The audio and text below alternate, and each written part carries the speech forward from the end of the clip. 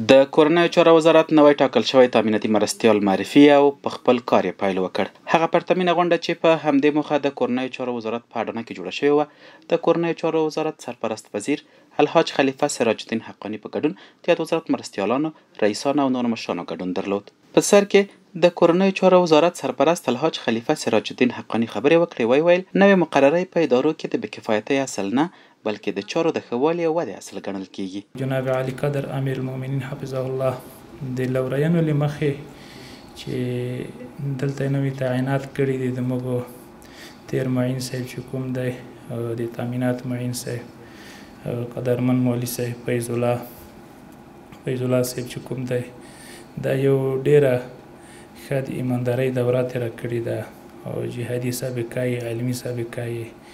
دا داسته چې په دې څلوېښت کلنۍ جهاد کې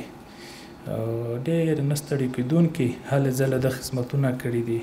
د خدای پاک د خدمتونه قبول و منظور وګرځوي. د نوي خدمت کې د الله تعالی نه ورته توفیق غواړي، په زاړه خدمت مبارکي ورکړي، په نوي کې د الله نه ورته توفیق وغواړي. نوی معین صاحب چې کوم دی مولوي صاحب عبدالله د پکتیکا تیر والي صاحب دا الحمدلله جهادي سابقه دي، د علمي سابقه دي، د خدمت دوره یې د دم چې موږ یې تر څومره پرې پېژنو د شل کلنۍ دوره کې نه ستړي کېدونکي خدمتونه ده کړي دي او هغه د یادولو وړ نه دي چې موږ یې اوس داسې د په مخ کې یادوي، بلکې خدای تعالی ته معلوم دا یو خدمت چې کوم دی دا یو ته انتخاب شو. په دې خدمت کې د خدای تعالی نه توفیق ورته غواړي، په زړه خدمت باندې مبارکي ورکوي. دا خدمت داسې خدمت دی چې موږ تاسو خو نن د انډیوالۍ مجلس وکوي چې په دې وزارت کې دغه دوه معنیتونه چې کوم دی، معنیت ارشد چې کوم دی، د تامینات معنیت چې کوم دی، دا درنده ذمهوارۍ مسؤلیت په غاړه لري او په یو طرف کې امنیتي بوج دی، بل طرف کې اکمالاتي بوج دی د ټول نظام په سطحه باندې چې دی دا داسې یو د بوج نه او د ستړیا نه ډک ځای دی چې په دې کې طبعا داسې دی اکثریت خلک د کار سره بلد نه وي او د نه د بلدیا له وجې بیا یې څه اوازونه پورته کېږي. اوازونه په دې معنا باندې وي چې زما کار چې دی معطله کېږي، د خنډ و ځنډ سره مخ کېږي. دلته اصول دي او اصول چې کوم دي، ضوابط چې کوم دي، هغه طبعا داسې دی چې ته دغه مراحل خلاصوي، ته په صحیح معنا باندې آینده دپاره حساب کتاب خپل مشرتابه ته ورکوي او دې کې یو ضمني غفلت چې کوم دی د ټول وزارت کمرنګي ورسره راځي. د دې په خاطر څومره مسؤلین ملګري په تامیناتو کې چې دي د سره پوره همکاري وکړي، دا یې د پوره دقت نه د ستړیا نه، لکه څنګه چې مولوي صاحب فیض الله ځان ستړی کوو داسې تاسو هم ځان نه ستړي کوئ په دې کې او کوشش وکړئ د ډېر برداشت تحمل نه کار واخلئ، په دې کې د شفافیت نه کار واخلئ. هر څوک په خپلو مراتبو کې خدمت سره کوي چې دا ونه کړي سره نظام مخکې نشي تللی. نور د خدای تعالی نه درته کامیابي غواړي، ښه مستقبل غواړي، نوی معین صاحب ته د خدای تعالی نه توفیق غواړي چې خدای پاک ښه ورسره مل شي، الله پاک د کومک ورسره وکړي، موږ ټول په همکارۍ کوي. وروسته د کورنیو چارو وزارت مخکینی تامیناتي مرستیال مولوي فیض الله جمال خبرې وکړې او نوي ټاکل شوي مرستیال ته یې په چارو کې د لا بریا هیله وکړه. د محترم امیر المؤمنین صاحب حفظه الله او بیا د خلیفه صاحب حفظه الله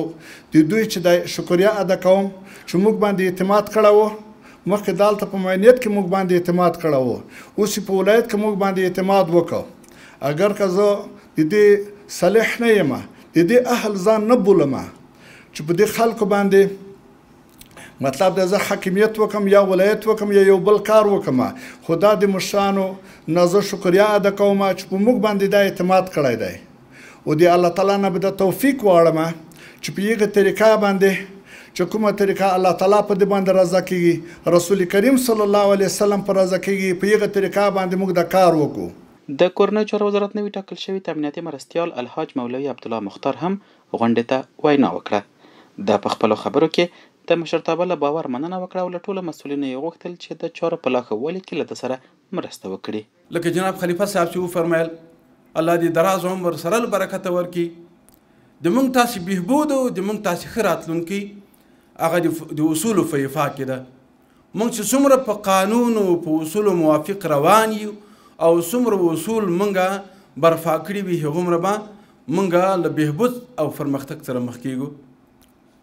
او بله ډېره مهمه خبره هغه دا ده چې د مونږ تاسې راتلونکی چې ښه روښانه وي هغه دا ده چې نن کارونه مو ښه روښانه وي. د راتلونکي شفافیت د نن په شفافیت کې نغښتې ده. خدا نخواسته که مونږ له خپلې ادارې سره په خپله اداره کې د یو څو پیسو مادیاتو په واسطه باندې د شهید وینې خرڅوو، د فدایانو هډونه خرڅوو، دغه نظام چې د فدایانو په هډونو راغلی او نن مونږ د یو څو پیسو په واسطه باندې خرابوو، دا به له دین سره د شهیدانو فدایانو سره او له اسلامي امارت سره ډېر ستر خیانت وي. الله دې مونږ تاسې ټول ترې نه وساتي. غونډه ټول ملت ته د خیر په دعا سره پای ته ورسېده.